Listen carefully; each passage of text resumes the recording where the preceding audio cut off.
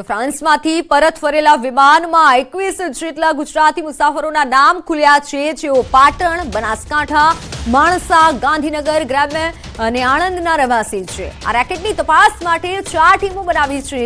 આ મુસાફરોની વિગત મેળવી એજન્ટોને લઈને તપાસ શરૂ કરાઈ છે.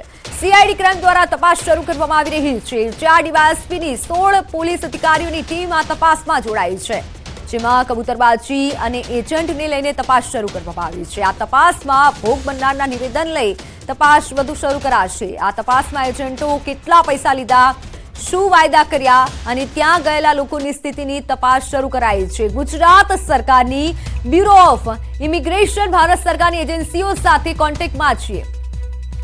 એજન્ટોની એમઓ કર્યા પ્રકારની પણ તેની માહિતી સામે આવી રહી છે.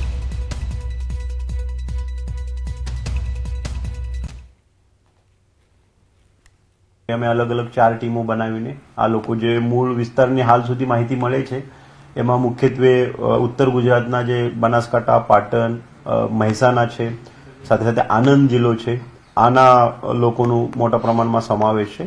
તે સિવાય ભારતમાંથી અલગ અલગ જગ્યાથી પણ આમાં લોકો ભોગ બનનાર તરીકે છે.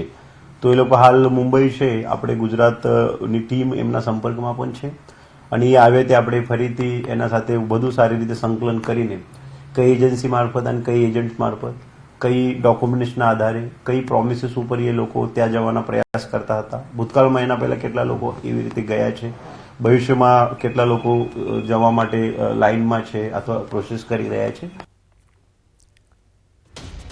આ તરફ રાજ્યવ્યાપી વિઝા કૌભાંડ પ્રકરણમાં મોટા ખુલાસા થયા છે. સમગ્ર વિઝા રેકેટમાં ચોંકાવનારી માહિતી બહાર આવી છે, જેમાં એજન્ટોની જુદી જુદી મોડસ ઓપરેન્ડી થકી નકલી માર્કશીટ, સર્ટિફિકેટથી વિદેશ મોકલવાનો ખુલાસો થયો છે. સાથે બેંકની ખોટી એન્ટ્રીથી વિદેશ મોકલતા હોવાનો ખુલાસો થયો છે. એટલું જ નહીં, વિઝા કન્સલ્ટન્સીની ઓફિસમાંથી મળેલા દસ્તાવેજો નકલી હોવાનું ખુલ્યું છે, જેમાં આઉટસોર્સ ઇન્ડિયા નામની ઓફિસ ખોલી ચાલતો હતો વેપલો.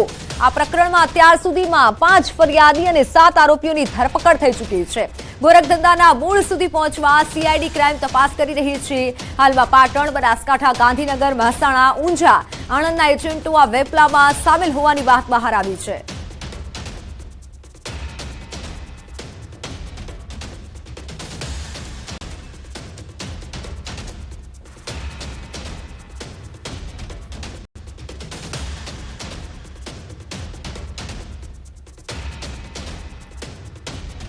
તો ત્યાર સુધી આ કબૂતરબાજીમાં ક્યાં સુધી તપાસ પહોંચી છે, ગ્રાફિકના માધ્યમથી સમજીશું અને જાણવાનો પ્રયત્ન કરીશું.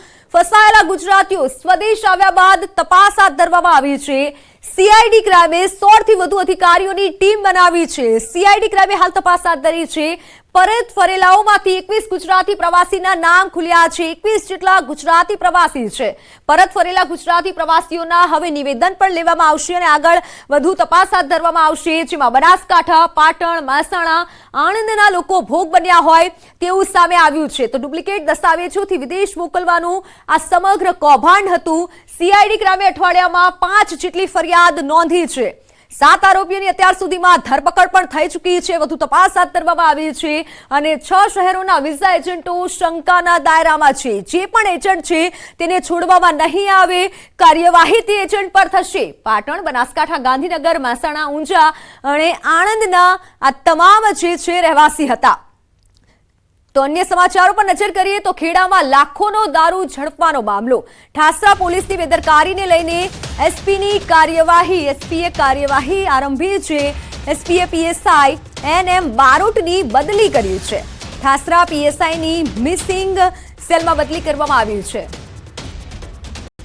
મિસિંગ સેલના પીએસઆઈ આરકે સોલંકીને ઠાસરામાં બદલી કરવામાં આવી. અગાઉ એલસીબીએ ઠાસરાની કોતરોમાં તપાસ હાથ ધરી હતી. દારૂના કટિંગ પર દરોડો કરી જથ્થો ઝડપ્યો હતો.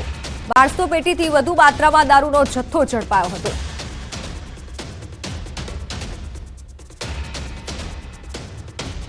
તો સમાચારોમાં હાલ સમય થયો છે વિરામનો.